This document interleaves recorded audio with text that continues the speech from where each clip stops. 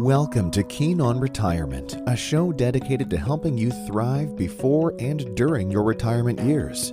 If you are looking to grow and protect your wealth and want to make the second half of your life the best half, then listen in as wealth advisor Bill Keen sorts through the key issues that you need to know in a lively and candid way.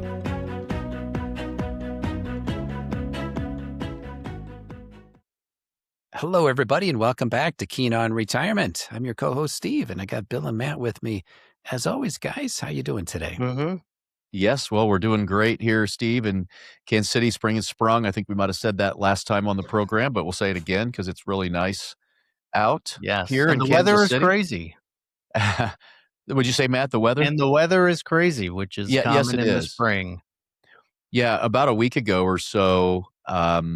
This is the first time I've ever seen it. Yeah. We took some pretty tough hail. I think we talked about it last time. Remember on the show, lost a car, totaled a car in our driveway from hail about a month ago or so, and so this last week, about a week ago, strong storms were predicted to come in, and they actually let school out early. So I've never had I don't recall school being let out early for a thunderstorm. Do you? Not know that about I this? can remember. Have you heard of it, Steve? No, snowstorms, having grown up in Omaha. Yeah, we'd get off because of snow, but haven't heard thunderstorms. Yeah. Was it flooding they were worried about? Well, there was some flooding that happened, and there was some tornadic activity. I think somewhere in town did get hit, but they were predicting that, baseball-sized hail again. And I'll tell you what, after what I went through just a few weeks ago, I had my summer car, one of our daughter's cars got beat up, but I had my sedan in the driveway, in the garage at that point, and I even was a little gun shy. Then after that, they start canceling things. So I actually did stay north and that day at the home office, but we let our team go as they saw fit. Ends up the storm didn't actually come through till 6 p.m. or so, Steve. So, but hey, it's better safe than sorry. Whatever. That's right. Yep. That's right. All right. Well, a number of things. We got some listener questions here that we're going to go through. We're also going to talk about happiest cities in America. But before we get to that, I think you want to share something here about a recent event that you folks participated in. Well, yeah, we like to bring awareness to some of the charitable organizations that we support. Use our platform here. We haven't really a national platform. A lot of folks listening in, whether it's clients of Keen Wealth or friends of the firm or other advisors, financial advisors listening in. And we have something we call the Keen Wealth Foundation. We support quite a few different local charities in the Kansas City community. And we also have something called the Keen Wealth Charitable Impact Committee. And that is something that's led up by my wife, Carissa. We've shared about this before. She was even a guest on the program where we talked about that maybe 8 or 9 episodes ago or so, if I remember right. And so that's actually really cool inside of Keen. It's an honor to be on that committee, and they rotate members throughout the years, and they bring us ideas, and collectively as a firm, we evaluate and we consider which charities, and then we vote each year for a charitable impact partner of the year. This year, it's actually Children's Mercy, where we stepping in and really doing some really, really fun and exciting things, impactful things for Children's Mercy. But 2 weeks ago, another organization we support is called the Boys and Girls Clubs of Kansas City. So in Kansas City, there's a number of different actual physical facilities. Yes, there's some in the inner city areas of Kansas City, but there's also operations for Boys and Girls Club out in Olathe and up in the Northland and other parts of town. And there's just there are kids that are in situations at home that really just need a safe place to go, be either before school or after school, or certainly during the summer, a place they can lean in and get mentorship, get good meals, and really just be life be spoken into them. And so we've been supporting Boys and Girls Club for many years. And this year we stepped in at a little different level. We were actually called the entertainment sponsor. So there was a gala that's called Kids Night Out. It happens out here in Overland Park at the convention center. There we had about 1,600 guests in attendance to this. And we had some of the kids on stage, some of the kids that have been in the program and then have now graduated. I think one became a CPA and was sharing their story, and some other younger kids as well. Just imagine getting to speak in front of a crowd that size. Yeah. And they really try to give them the opportunity to do things like that. as they're mentoring and engendering confidence in these young people, to get them up on stage in front of folks, which was just a beautiful thing. And this year, Keen was one of the sponsorships was to be what is called the entertainment sponsor, and that is where we worked with the leadership of Boys and Girls Club, of which Carissa is now one of. She was brought onto the board of directors of the Boys and Girls Club of Kansas City this past year, and we brought in a country singer called Cole Swindell. He's been around for probably 15 or 20 years. His mentor was Luke Bryan. They'd gone to college together, same fraternity, and he'd written some songs for Luke, and I think even wrote a song for another very famous country singer. Do you remember? Was it Garth Brooks? Did he share? Or maybe I'm getting that wrong. Yeah. Seemed like there were several that he wrote songs for. Yeah. Cole, each year they have a really inspiring gala followed up by some really solid entertainment. So we helped to bring Cole in, and he put on a great presentation or a great show there toward the end of the operation. Carissa actually had some stage time, so she was on stage for probably a couple minutes there explaining Keen Wealth's support, and then they had me cut a video. So I think it was about a 2.5-minute video we professionally produced here in the office, and just kind of sharing a little bit about my journey and why Keen is so interested in supporting that cause, and had some nice B-roll there from some times we were doing some visiting out there at the Boys and Girls Club, some on-site volunteer work, and yeah, it was just I think a really good night, wasn't it, Matt? And oh, by the way, you might be asking, how did it end up? Ended up raising $3.5 million that evening. Yeah, for the Boys and Girls Club of Greater Kansas City. So, and I know, understanding the organization and the needs, it's something that to operate all those facilities and treat those, be able to serve all those thousands of kids each and every year. It's they appreciate that, and it goes toward their operating budget, and they need it and they rely on it. So good all around. It is, yeah. I appreciate you sharing that, and I appreciate everything that Keen Wealth does to support the community. So it's great to see that you're really helping out like that. And it's not just the two of you, it's the whole team that's really participating. And a lot of your team members are volunteering at some of these different organizations. So it's just great to see that the impact that you have goes beyond just the financial impact that you're having with your clients' lives, but also extending out to the community. So appreciate you sharing that. That's right. Well, thank you. Yeah. So we're going to talk about, just to kind of kick things off here as well, about the happiest cities in America. There was a recent study that came out here and ranked about 180 cities around the country and looked at a variety of different factors. And man, I think you've dug into the data here a little bit. So what'd you find out here about the happiest cities in America? You mean Matt's looked at data? Yeah. He is our data guy, And I think that data is his middle name. And hey, I think the results of our Boys and Girls Club event right here in Overland Park might actually be a great tee up for this you're getting ready to share with us. 100%. That's right. So what they did in this study is they looked at 3 key dimensions: emotional and physical well-being, which was that was 50% of the weighting of all these factors that they looked at. Then income and employment, which was 25%, and then community and environment, which was the remaining 25%. And then they had, I read 29 metrics sprinkled among all of those key dimensions and different weightings and points, and tallied it up. And that's how they base their ranking. And the reason we're talking about this is because Overland Park, Kansas was top 10, number 6 to, I got to say that's pretty exciting for Overland Park. Now, I don't think anyone probably is talking about this in the local media, but that is, pretty, it's a pretty big, out of 182 cities, that's says something. Yes, it does. Yes, it does. Now, we have listeners all over the country, clients all over the country. Yeah. So, but I mean, they'll be happy for us, I think. I mean, and it's like, does the city itself have much to contribute to this, or is it just the individuals and just so happens to where individuals live?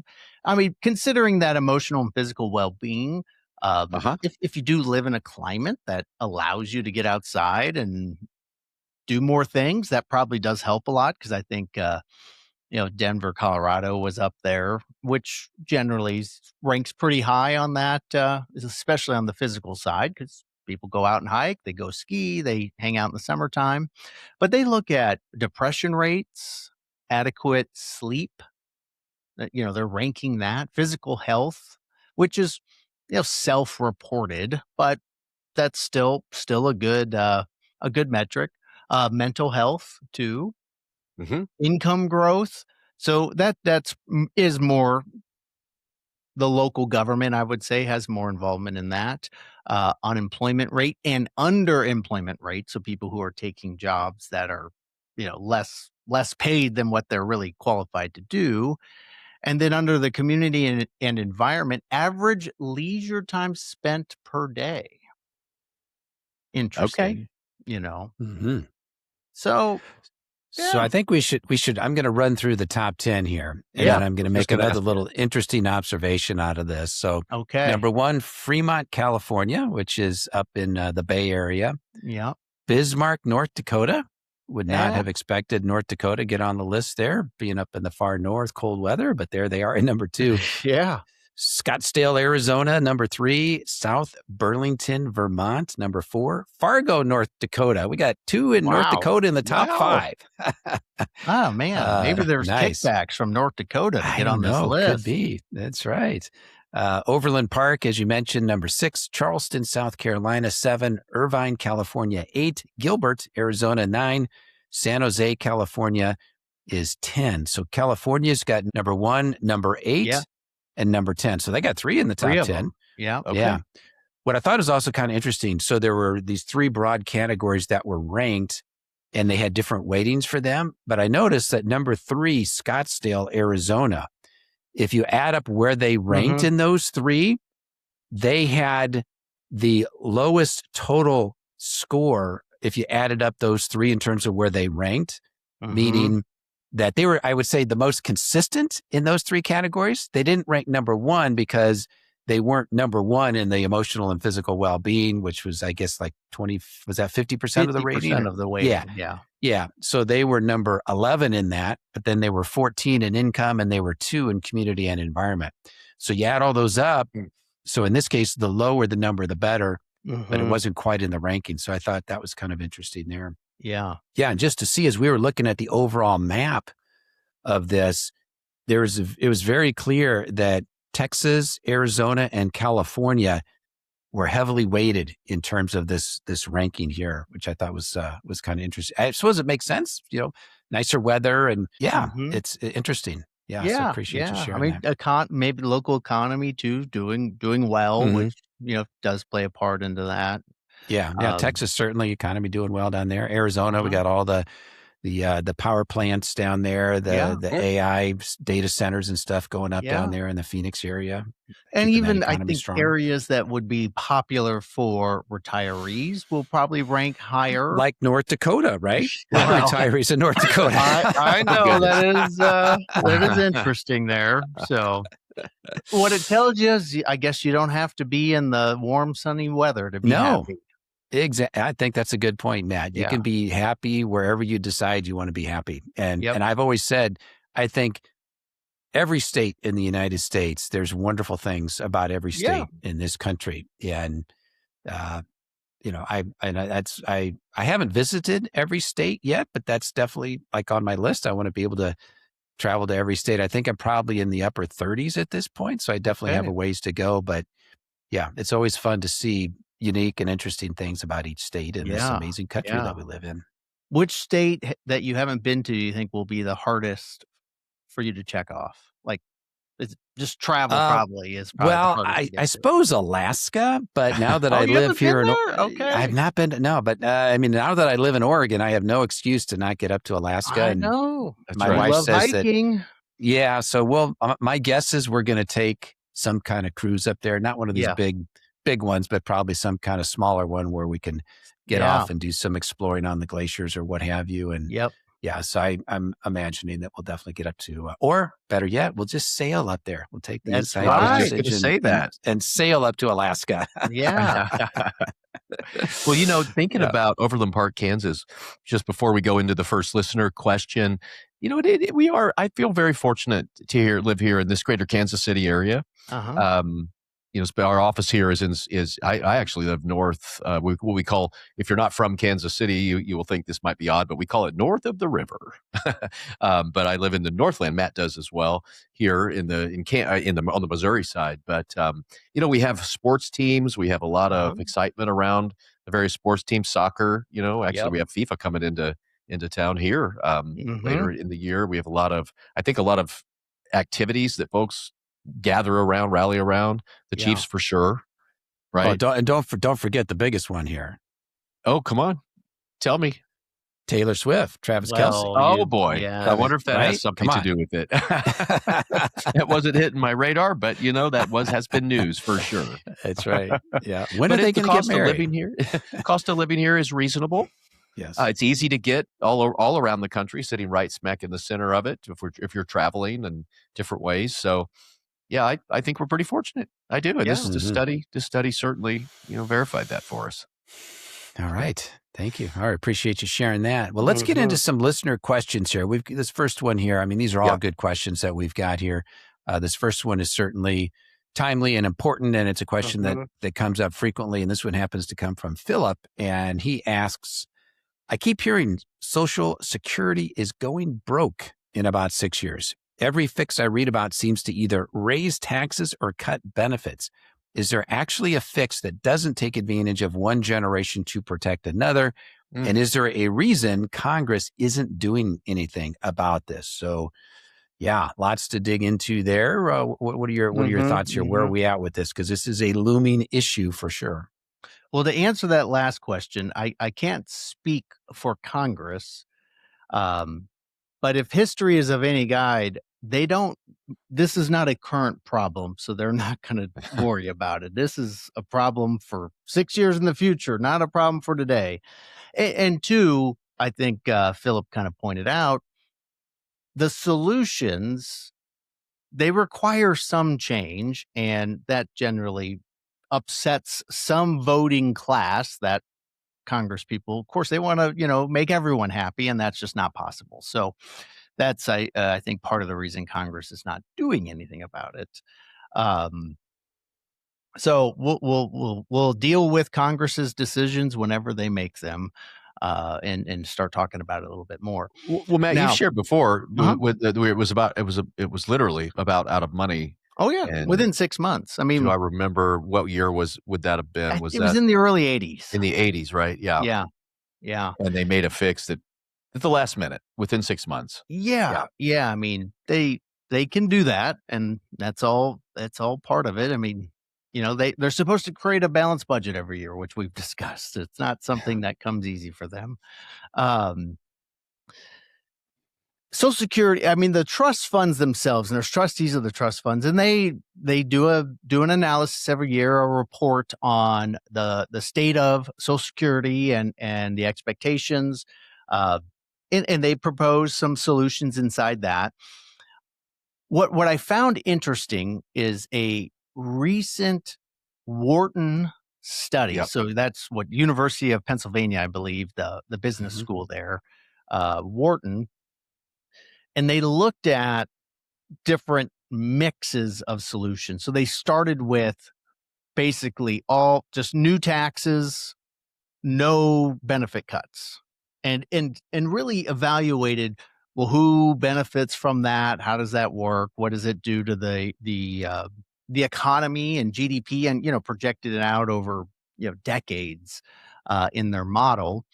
And then they did a combination of new taxes plus benefit cuts all the way down to just no new taxes, but all benefit cuts. So it was like, that was the scale between these kind of 5 options that they looked at. So we're going to talk about, option A, which was all new taxes, and then option E, which was all benefit cuts, and, kind of discuss some of those in between. So yeah, I mean, we've discussed this before. The increase in taxes. So that's increasing the payroll tax. That's how they pay for Social Security, and that's how they pay for Medicare. Currently, it's a total of 12.4%. If you're employed, W-2 employee, your employer pays half of it and you pay half of it. So that's where they, 6.2 each, they get 12.4. And again, a portion of that is Social Security, a large portion of that's Social Security, and then a smaller portion is for Medicare. However, Social Security tax, the FICA tax, the portion of the payroll tax that is just tied to Social Security is capped at a certain income threshold. For 2026, it's $184,000, roughly in that range. So once your earned income eclipses that, you don't pay the payroll tax anymore. So that was another. So they say, okay, well, what if we raised it from 12.4 to 13.4? So 1%. Okay. Now, what if we also raise the cap from 184,000, which again, that's per person, by the way. That's so if you've got two people married filing jointly, you're both paying it as part of your payroll tax up to that threshold. What if we raised it to 250,000? That would, increase some of the inflows coming in. And then lastly, what if we reduce the rate of inflation that they apply to Social Security every year? So right now, they use one of the CPI metrics, so these consumer price indexes that the government publishes. They use one that is tied to a worker. So it's a CPI-W. So it's something that they figure a working person would what they would experience from inflation. They've done this in the past where they basically they chain it to a previous kind of period of time, and it decreases the amount of future inflation. All things being equal, there's a lot of math behind that, but that's the easiest way to understand that. And they did that with the tax code as part of the passing of the Tax Cuts and Jobs Act in 2017. So what that means is that, because you might think, well, the tax code, how's that tied to inflation? Well, each year, the brackets increase by an inflation calculation. So the lower brackets get bigger. They're supposed to. Each bracket basically grows. Yes, that's right. And the lower brackets get, they increase. And so if you don't get a raise, so if your income's the same from year to year, essentially you're kind of paying less in taxes, if, all things being equal. The rate of future inflation adjustments to the brackets is now part of this. It's a chained CPI based on the CPI metric they use. So it's just growing at a slower rate or increasing at a slower rate, meaning people will get into higher brackets had they not changed it. So you're essentially going to pay more tax at some point. You may not even really notice it, but that's how how the government can balance budgets. And when they're looking at decades of analysis on this, because Social Security isn't designed, or they're not trying to create a solution that's indefinite. They're not looking for a fix that says, okay, we never have to talk about this again, because they don't know what the workforce and what people's needs are going to be in the future. So they look for fixes that are 75 years in the future, which is still a long time. Yeah. Oh, yeah. I mean, essentially a lifetime. I mean, not quite, but that's what they're looking at. Which makes sense to think of it that way, because as we were talking about Congress, they don't like to do things. So when they do pass something, sometimes they exist. Those rules and policies exist for a long time and have unintended consequences, and it generates maybe tax or inflows to the government that is now used for something else. Because, well, we're getting all this inflow from this that we decided to everyone got used to. Let's not bring it up and not change anything and just keep that money and earmark it for something else. So AMT is one of those. Anyway, we go off. Rabbit it's hole, just kind of how some of this stuff works. So that was the all tax approach. Basically, those were the three main components that they looked at, and that would increase the trust funds from basically becoming insolvent in 2032, pushing it out to 2058. So adding 26 years. to it in that case. It would increase GDP, things like that. So those are all, all positives, but they took it a step further and they said, okay, well, what would a 60-year-old middle income, and in the study, they define what middle income is, what would happen to their lifetime benefit under this scenario?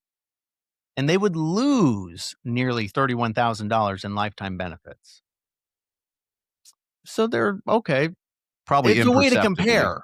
Instead of just saying raise taxes, cut benefits, like, well, what impact does that have to a person?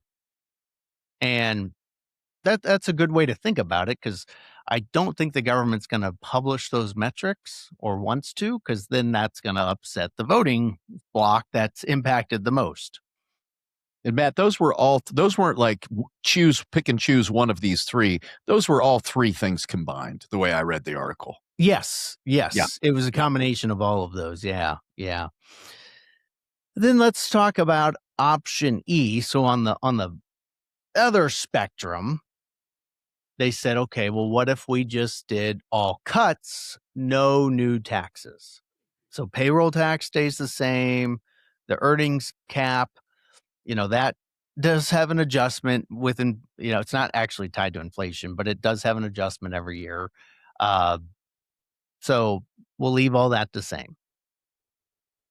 So what they would do is they would say, okay, well, let's cut benefits and let's raise the full retirement age. So that's the age on which you qualify for 100% of your benefit. And for the current age right now is 67. When Social Security was implemented, it was 65. And that was actually one of the solutions that they changed or put into place in the early 80s when they had to address the insolvency issues back then. So they said, let's raise it to 69. So a couple, similar to what they did, 65, 67, 67 to 69. Okay, not necessarily a terrible, option, but it was kind of like that's implemented now, not necessarily phased in over time, because that's what they did when they actually passed that in, I think it was 83. I'm not, don't quote me on that, but I think that was 83 when they passed that. It took them 30 years to phase in from 65 to 67. They didn't just say, okay, starting in 1990 at 67. It was like slow, gradual change to phase it in. Well, in that scenario, that same 60-year-old middle income worker, they would lose nearly $61,000 in lifetime value. Okay. And the benefit cut, because they would say, okay, we're going to have to cut benefits because it's going insolvent, and that would be, call it $2,500 a year is what that benefit cut would equate to. So that's factored into that, and I think that's why the math is significantly higher, because when you think about the tax side, that only, that FICA tax that we mentioned, that only applies to earned income. So once you're retired, so if you're 60 years old, they're factoring in retirement at some date. So you're only paying that, increase in the payroll tax and the lift of the cap for a few years until you begin claiming your benefits. You're not paying it that long. It's the younger workforce, kind of like to what Philip pointed out. It's like, well, that's just going to cost my children more money for that, to benefit maybe the retirees, that generation. So is there a solution? Well, lo and behold, a combination of both. Yes. And some small version of tax increases, some version of benefiting, cuts or changes. Cuts is when you raise the full retirement age. I mean, yes, essentially it's a cut, but it's hard. It's not like a dollar amount cut. It's just you don't qualify for it until you reach a further date in the future than you would had the rules not changed. So that combination again, of those tax changes and benefit changes actually increased that 60-year-old, gave them the highest amount of benefit, lifetime benefit, because one, they're not getting less money, they're not paying necessarily more in taxes, or at least they wouldn't for very long, and that comes out to be the best solution. And I believe Congress will do something probably similar to what they're suggesting when time comes for them to make that decision or have to make that vote on it, because you can't go one way or the other. I easily could see an increase in the full retirement age. Again, as I mentioned, it was 65 when Social Security was first implemented, and life expectancies weren't the same. They're much longer now, and according, maybe depending on who you listen to and how healthy you think you are and everything else, they're saying people could live much longer in the future with the advancements of technology, and especially in the medical space as well. So we'll see. Now, of course, Steve, you like to talk about, it's not necessarily just living longer, it's also living healthier longer too, which, I don't think there's a lot of people who want to live unhealthy for a very long time, because you get to a certain point, it's just not fun. Wasn't it your Aunt Nina, Bill, that would say living that long? She lived to 100, right? She's been cursed. Yeah, she's toward the end. She said she was cursed, but she lived an incredible life. She was born in 1901, and she, just imagine. And we actually did a program on Aunt Nina at one point. She had passed because she passed in 2001. Yeah. But she was a huge part of my life growing up. She was a mentor to me from the time I could even remember. Lived on the Country Club Plaza. We'd go down. She bought me my school clothes, bought me my first suits for work. She was such a great influence on me. But can you imagine what she saw? Born in 01 and then saw all that happened in that 100 years. She made it all the way out until probably 97 before she was living in more of what I think she was in assisted living, of course, but then I think the final 6 months was actually in that, the full on nursing kind of care. But she did make it to 100. But when she used to say she'd get a group of friends and then they would pass, and then another group and they would pass, and she said she was cursed by it. I mean, I think she was just kind of teasing, but it was maybe a little truth in it at some point, but I really loved her a lot. She meant a lot to me. I talk about her in the book, and when UCM, I was very honored to get the Distinguished Alumni of the Year in 2023 from UCM, and they came out and made a video, and we played it. They played it down there at UCM when I did this little talk down there to accept that award, and a good portion of that video was about Aunt Nina because she meant so much to me. Yeah. Pretty cool. Yeah. And one thing, Matt, I've heard you say in the past as it relates to Social Security is that we have to remember that this isn't a cliff, meaning when it runs out of funds, it's not like your benefits are all of a sudden going to go to zero. That's right. So talk to me a little bit more about how that actually works. Yeah, because people do think it's going away, right? We have to we plan every single day. Every single day we're updating financial plans for folks, and folks think that we just can't count on it at all. And I think that's not the case. To your point. Right, because they do, as part of their analysis, again, that the trustees of the trust fund, they say if we do nothing, here's the benefit shortfall, meaning what is the amount of inflows, because there's still workers paying into the system, even post the trust funds going to zero. It's just there isn't enough inflows to cover the outflows. And right now, I think the last report, it was around 79 or 80% of your benefit would be covered by inflows. So, and you know what? With all this talk of AI and robots, maybe, we're just going to have to tax the robots. There you go. Pay into the system. Perfect. That's right. Tax the agents, the AI agents. Yeah, they're going to have to file income taxes. That's right. They're doing all this work. They got to shoulder some of the burden. They're generating all this income for all these companies. We have to treat them like taxpayers. They have their own FICA tax and Medicare That's and so right. forth.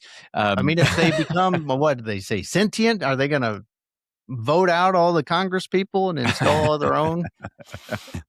So, Matt, we had this whole Wharton study, right? We looked at, and other studies. We're constantly looking at things. And it ends up coming back to what we've said, I think, probably for the last 4 or 5 years on the program. Some combination of raising taxes slightly, and maybe extending the retirement date a little bit. Yeah. Maybe a reduction in benefits a little bit by a COLA change or something like that, but probably imperceptible there. I think the theme of this today that you've shared is that it's going to take some change, but it's not going to be too awfully daunting, except for the politicians that try to pass whatever it is, whichever side it is. The other side will make it seem like they're trying to steal the fund from everybody. You know what I mean? Whichever side it is. Yeah. So that'll be the hardest part, probably, is just making these minor changes. It is, because they can't necessarily have a reasonable conversation about it because of just the way the political theater works. It just, you can't just, let's all be rational and just figure out a solution. It doesn't seem like that ever happens, or at least it doesn't happen in the public realm. Maybe behind closed doors, people are at least chatting about, we got to figure this out. Right. Well, and that's my question. Like, what's the trigger here where they're going to finally say, okay, we got to do something about this? Like, is there any talk in Congress at all? Like, 2 years from now, we actually have to address this? Or is it like, when are they going to start talking? I know they talk about it, but when are they going to get serious? Because if they do extend the age, instead of 67 be full retirement age, at 68 or 69, they're, to your point, Bill, earlier, it's like there's going to be a phase-in period. Like, well, that's not going to happen for 10 years, so that the people that are 58 right now will have 10 years to know that, okay, I'm not going to get full retirement until I'm 68 or whatever. So when are they going to start talking about this? So the reason I think it's going to be last minute is because, again, they have to balance, they have to create a budget. And I'm not up to speed on all the nuances with what, how Social Security, what the mandate specifically says, what the government's required to do. But someone, I read something at one point that said Congress is required to pay your benefit, so they can't just cut it, even though they don't have enough inflows. Like, it doesn't mean it just gets cut. Like, they have to pay it. So what does that mean? Well, that means in the year that the trust funds are insolvent, that means their budget just got harder to balance, because they have to now account for the additional money the government has to provide to all the recipients of Social Security. So that is when they're going to address it, because they have to at that point. Okay. So let's say it's 2032 when the money coming in isn't enough to pay out, and we have this 20% shortfall. What I think I heard you say is, that'll be the year that they do something about it. And we're not going to go from 100% of your benefit to 80%, whatever that shortfall is, either some other arm of government or other taxes, or just go deeper in debt like we always do. Yeah. We'll cover it. So I think it's probably reasonable to assume that people that are, say, like in their 60s now, are probably not going to see any substantial benefit cut to what they think their Social Security payment's going to be. Would that be fair to say? I'm not saying guarantee or anything, but I think so. Other possible solutions are even, a means test, and, less about you're not getting as much, but similar to how they handle Medicare. When you have high income in retirement and you're on Medicare, then you pay more for your Medicare premium. Now, it's only for a period of time, like those IRMA surcharges, which we've discussed, throughout many episodes, is essentially a means test, because you're paying it based on your income, and you're paying more for the same exact service. And they could do the same with Social Security, where they have an excise surcharge or some sort of, they'll call it something else because they don't want it to be tied to Social Security. They'll call it something else, and they'll say, well, that's used to fund some of the shortfall, because the people who have more income can afford it, even though isn't necessarily, maybe what everyone believes is correct, but that is how they look at those things. Yeah. Yep. Yeah. So we'll see. All right. Yeah. Well, to be continued. Yes. I don't think this is our last conversation on this. Right. Okay. All right. Well, let's get to a second question here. This comes from Leah, and she's asking, my parents are getting older. Should I be talking to them about money? The answer is yes, Leah. Yes. So, so people like Leah, and a lot of our clients are in this situation. They're in this, what we call the sandwich generation. So they have parents that are still living, and then they have children that maybe are out of the home, or maybe, close to being, I would say, adult children or out of the house. Self-sufficient, maybe. Right? Yeah. Off the payroll, as many people like to say.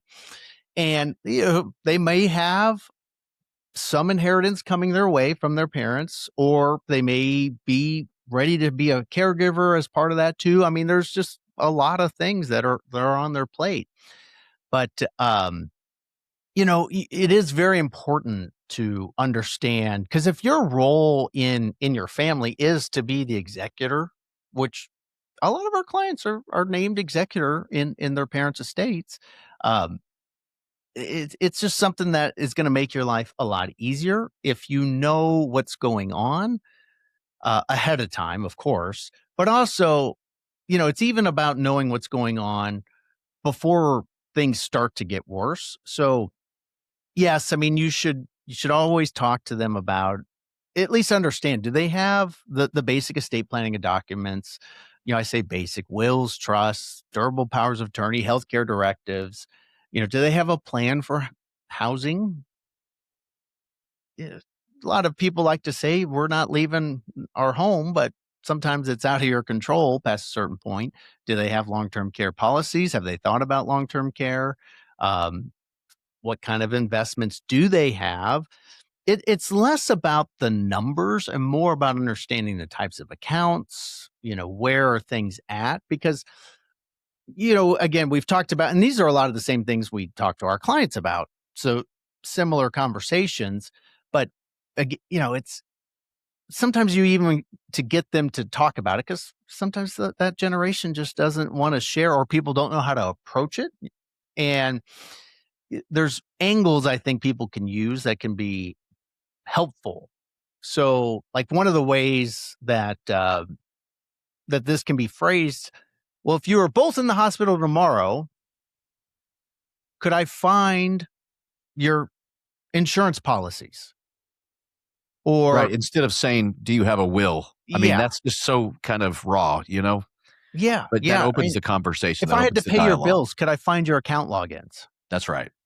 That's right. Just like, oh, well, that makes it real. Like, oh, no, you wouldn't be able to. So, well, then how would I be able to do that? So I don't need to know the numbers, nor do I really even need access. But, there is an age where that probably does, because when someone gets older, the odds of a, one of someone's parents coming with, coming down with dementia, or maybe even entering into a memory care type facility or things like that. I mean, that usually doesn't just happen overnight. There's period of time where that happens, and bad financial decisions can be part of that. They may have been taken advantage of or scammed, and you want to avoid that from happening as much as you can. So getting view access on accounts, you don't necessarily want to set things up to where you're an owner of anything, because that prevents, that has its own issues. You miss out on step up in cost basis. You miss out on potential, you even become potentially liable in certain situations too, if you're considered an owner on certain assets. So, that definitely comes into play. But, it's all the bank accounts. Like, where do I find that stuff? Almost like a one pager. Just who are the people? What are their contact info? Just so I can contact the people, even if I don't know who they are. You want to make it as easy as possible. We actually had a client at one point who, I want to say her mother was joking, but she would tell us that her mother would tell her, I'm not putting beneficiaries on anything just to make your life miserable. Like, oh, that doesn't sound that was the opposite. Like, new that, like, because it really can be very, very difficult. I mean, we're helping a client currently who had a family member that she was, it was a sister she was the executor of. Well, her sister's husband passed away, and he handled everything. So the sister, while she was living, didn't really know a whole lot was going on. So she was kind of trying to help her figure it out. And then the sister passed away maybe a year later, and they have an adult child who they really didn't want to handle any of the finances. So they named now our client the guardian, essentially, of, the trustee of the trust they set up. And so she has a lot on her plate. Now she's very financially astute, so she's handling all of it. But she found out, well, the husband, he was sick for many years. He didn't file any other tax returns. And then when her sister passed, they hadn't filed tax returns for years. She's dealing with all this stuff. And they didn't have a trust, didn't believe in trusts, or any of the estate planning things. So I can tell you, it is not fun for someone in that situation if those things aren't set up, or if they don't have access to it, or don't know what's what, because sometimes, things just show up years later. Yeah. And you got to deal with it. That's right. Yeah. And, so talking to your parents, right? We know you should. We know you need to get the data. And hey, tomorrow's promised to no one, right? So we all need to do these things for sure, but especially when folks get out to those ages. And it's a path that, I've been doing this 35 years, and it's a path that we're all, again, I'm not trying to be morbid here or depressing, but because we are very optimistic in Overland Park, Steve, as we've talked about earlier. Mm-hmm. But we're all headed that direction where we're going to need help at some point as things start to the death rate is still 100%.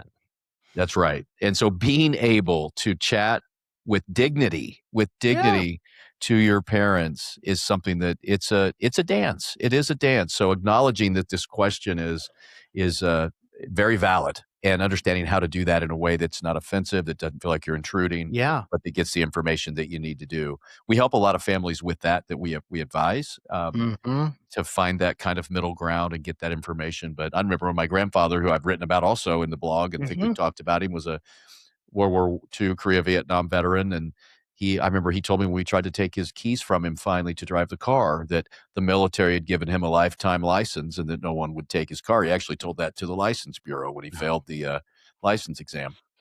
And he was a great man, but at some point, even that talk has to happen, right? Where the car keys come away. And it is what it is. We just got to deal with it and use dignity, like I said. So, and you want to execute whatever it is that their wishes are. And so understanding that is better than just reading it on a piece of paper after the fact. That's right. It's interesting you mentioned the car key thing. So my dad, 96 years old, he was driving up until about a year ago, even though he shouldn't have been. But now he admits and says, I can't drive. And so we got to thinking, well, they've got a car there. And he's thinking, shouldn't I get a lower premium on my car insurance since I'm not driving it? Do I even have to have car insurance? Because it only gets driven when you kids come into town. And I said, well, yeah, Dad, we need to have insurance when us kids are driving it. So even if you're not driving, we still need it. But then he thought, well, shouldn't it be less though, since it's not being driven much? And sure enough, my brother was in town recently. They talked to the insurance agent and they got it cut in half. Yep. Yeah. Got it cut in half. Okay. So yeah. And if it's old enough, if it's more than 25 years old, at least in I think Kansas and Missouri, it's a classic, right? It qualifies for historic or antique plates. And, he's antique, but not the car. I know. Well, if you don't drive very often, sometimes you find some of those low mileage Buicks, in people's garages. Yeah. Yeah. All right, guys. Well, we will wrap it there today, and appreciate each of you guys being here. Of course, appreciate all of our listeners as well. And if you know anyone else that you think could really benefit from listening to this podcast, please let them know. And we are also on YouTube. We have the Keen Wealth Advisors YouTube channel, which is getting a lot of action, and we appreciate that. So send people over there. Make sure you subscribe to the channel as well. And as always, you can reach us at keenwealthadvisors.com. We love your questions. Keep sending them in. And we appreciate your engagement with us. So with that, we will wrap today, and we'll look forward to seeing you on the next episode of Keen on Retirement. Excellent. Thanks, Matt. Thanks, Steve. Thanks, everybody. The Steve Sandusky Advisor Network and Belay Advisor are not affiliated with Keen Wealth Advisors. Opinions expressed by Steve are his own and not necessarily the opinions of Keen Wealth Advisors. Keen Wealth Advisors is an SEC-registered investment advisor. Advisory services are only offered to clients or prospective clients where Keen Wealth Advisors and its representatives are properly licensed or exempt from licensure. The contents of this podcast are intended for the residents of the United States of America. No advice may be rendered by Keen Wealth Advisors unless a client service agreement is in place. This program is intended for informational purposes only and should not be construed as advice on or a recommendation of any particular investment, strategy, or as tax or legal advice for your specific situation. Keen Wealth Advisors is not a tax or legal advisor. To determine which investments may be appropriate for you, consult your licensed professional prior to investing. Information in this program was compiled from sources believed to be reliable. Due to the constant state of data changing, we do not guarantee the timeliness or the accuracy of the information provided. Our views or opinions at the time you are listening to the podcast may be different than they were when the podcast was recorded. Past performance is no guarantee of future results. Any indices referenced for comparison are unmanaged and cannot be invested into directly. Any prices that are referenced or market forecasts are as of the date stated and are not necessarily our opinions moving forward. As always, please remember, investing involves risk and possible loss of principal capital. This podcast is not allowed to be copied, distributed, published, or reproduced without permission from Keen Wealth Advisors.